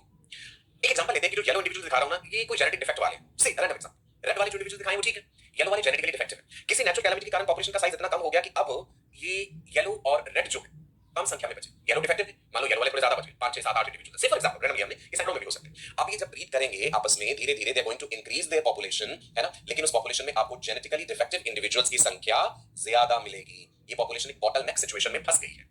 आपको मैंने क्या बताया है, जेनेटिक ड्रिफ्ट मतलब sudden change in gene frequency due to some chance event. One chance event can be natural calamity which is resulting in this bottleneck effect. Second random event is migration to a new place which is founder effect. So पहले bottleneck effect समझते हैं। bottleneck effect में bottleneck word क्यों use किया, क्योंकि बोतल की गर्दन वाली सिचुएशन आ जाती है कि पॉपुलेशन फंस गई, उस सिचुएशन में इंडिविजुअल्स की संख्या कम हो गई। Okay, now let's understand the meaning. Drastic reduction in population size due to natural disasters, natural calamities. क्या क्या हो सकती है, फ्लड आ गया, जंगल की बात करें तो भाई आग लग गई किसी कारण से, fire, earthquake, tsunami, natural calamities, ठीक है। Now the term was introduced by Stebbins. ये जो bottleneck effect term है ना, it was introduced by Stebbins for annual and biannual cyclical phenomena of increase in the size of a population. Stebbins ने study करी population और उन्होंने ये term दिया था bottleneck effect। जब पॉपुलेशन अपने डिक्लाइन पे होती है, एक अपने पतन पे होती है, जब वो खत्म होने वाली होती है, when the population is at decline, the number of individuals may reduce to the extent, हो सकता है कि इंडिविजुअल्स की संख्या इतनी कम हो जाए कि वो जो स्मॉलर ग्रुप है पॉपुलेशन का बचा, वो जो इंडिविजुअल्स हैं, they become isolated and restricted in distribution, right? और कई बार तो ये भी हो जाता है कि पॉपुलेशन उस बॉटलनेक से उभर नहीं पाती है, बाहर नहीं आ पाती और वो खत्म हो जाती है, ठीक है। These populations are exposed to random genetic drift resulting in fixation of certain alleles. कुछ certain alleles हो सकता है वो डिफेक्ट वाले alleles हो, फिक्स होके ही रह जाएंगे उनमें, ठीक है। So that is what is bottleneck effect। अब आप ध्यान से देखिए स्लाइड को, आपको बहुत सी बुक्स में, बहुत सी जगहों पे स्टडी मटेरियल में ये तस्वीर देखने को मिलेगी, इसे समझना जरूरी है। ये एक बोतल के अंदर हमने मार्बल्स रखे, छोटे-छोटे मान लो कंचे रखते हैं, अलग-अलग रंग के, लाल रंग है, हरा रंग है, पीला रंग है, दिख रहे हैं आप, राइट। अब आप यहाँ पे देखेंगे कि ये जो है येलो कलर जो है हमने दिखाया हाई, कि ये जो फीचर है, ये जो इंडिविजुअल्स है, इनका नंबर ज्यादा है, और ये जो हम ऑरेंज सा कलर ले रहे हैं यहाँ पे, ये लो है। अब हुआ क्या, एक बॉटलनेक इवेंट हुआ, इसी कारणवश पॉपुलेशन का साइज रिड्यूस कर दिया। अच्छा मान लो ये रीजन था एक्सेसिव हंटिंग, चीता की पॉपुलेशन की बात कर रहा हूँ, और शिकार करके बहुत सारे जंगल के चीते हमने मार डाले, पॉपुलेशन साइज रिड्यूस हो गया, बॉटलनेक वाली सिचुएशन आ गई। चांस की बात है कि जो चीते बचे हो सकता है जेनेटिकली डिफेक्टिव हो, जब वो आगे रिप्रोड्यूस करके अपनी जनसंख्या बढ़ाएंगे तो मेजर पॉपुलेशन में हमें डिफेक्ट मिलेगा, वो वाला इट हैपेंस, राइट। अब देखो बॉटलनेक के कारण हमने दिखाया इंडिविजुअल जो बचे हैं उसमें ये रेड वाले या ऑरेंज सा कलर जो हम दिखा रहे हैं ना, ये ज्यादा है, वैरायटी और दिखा, ग्रीन कलर भी दिखाया हमने यहाँ पे। अभी पॉपुलेशन सर्वाइव कर गई, रिप्रोड्यूस करके धीरे धीरे अपनी संख्या बढ़ाने लगी। अब आपने कई सालों बाद देखा एक नई पॉपुलेशन जो वहां बन गई है, उसमें आप देखिए सिचुएशन ये हो गई है कि जो ओरिजिनली हाई थे ये वाले, अब ये कम संख्या में है, और जो ओरिजिनली लो थे अब वो ज्यादा, ये रेड कलर वाले जो है ना, ये ज्यादा नजर आ रहे हैं। समझ आ गई बात, ये चांस की बात होती है, it's a matter of chance, right. चीता पॉपुलेशन में बॉटलनेक इफेक्ट हमें देखने को मिला है, राइट। ये भी हो सकता है कि ओरिजिनल पॉपुलेशन में से कुछ एलील टोटली खत्म हो जाए, मान लो अगर भूचाल आया, भूकंप आया, जंगल में आग लगी है, कोई भी इवेंट हुआ, there is a matter of chance कि कुछ एलील तो टोटली खत्म हो जाए, वो मर ही जाए वो individuals, right. Some alleles present in the original population are totally lost. Genetic bottleneck जो होते हैं, they reduce the genetic diversity, variety तो कम हुई, एलील फ्रीक्वेंसी या जीन फ्रीक्वेंसी बढ़ गई। तो genetic drift is a completely random event.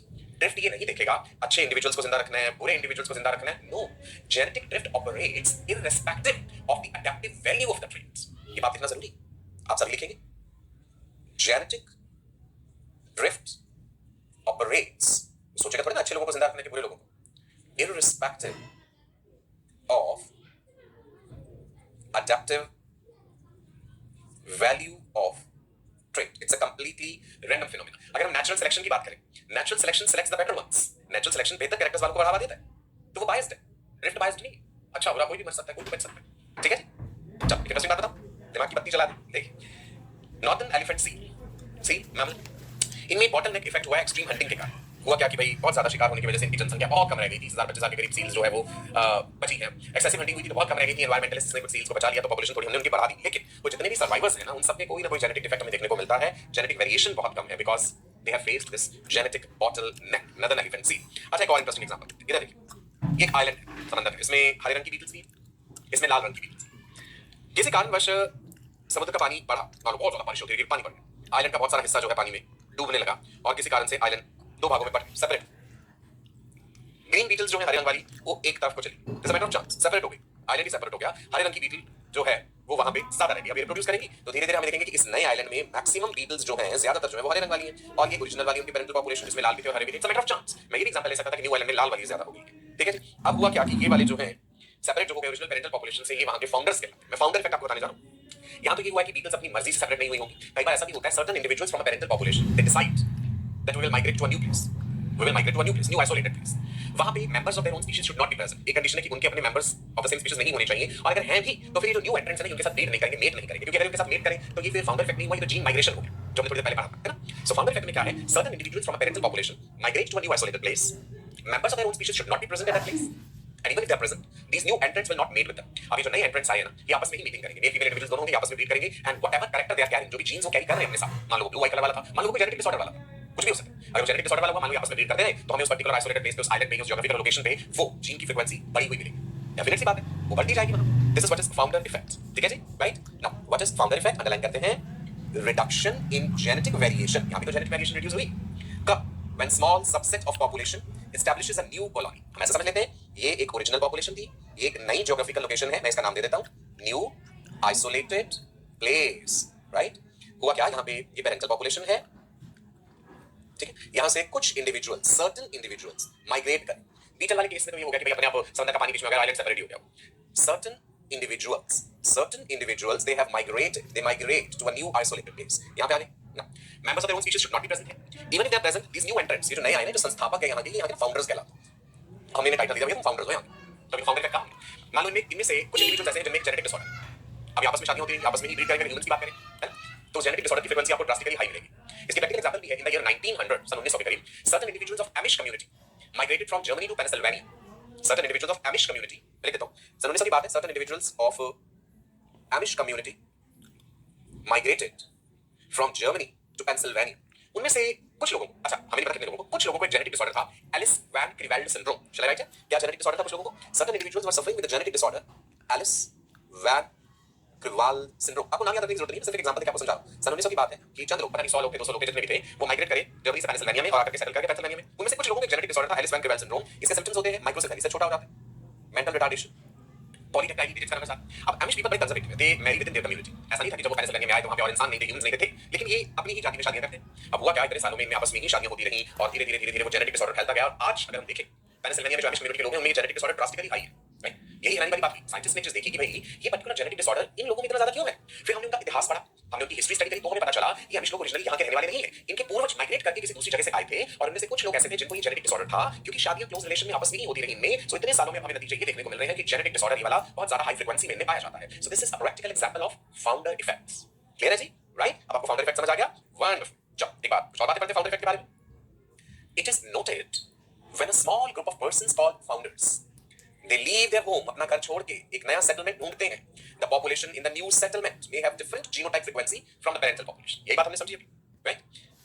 कई बार ये भी हो सकता है कि कोई particular allele original parental population में से कंप्लीटली खत्म हो जाए, है ना। मान लो हम एग्जांपल लेते हैं कि भाई 2000 लोग एक जगह पे रहते हैं, 50 लोगों का आई कलर ब्लू है, one fine day 70 people decided that we will leave the original population and we will go to a new place। उन 70 में से वो 50 लोग ब्लू आई कलर वाले उनके साथ चल दी, चांस की बात। अब ब्लू आई कलर वाला एलील ओरिजिनल पेरेंटल पॉपुलेशन से टोटली खत्म हो गए, और जिस नई जगह पे जाके वो बस्ती बसाएंगे वहां पे नेचुरली वो ब्लू आई कलर हमें फिर कुछ समय बाद ज्यादा देखने को मिले, है ना, हो सकता है नहीं, राइट, ठीक है।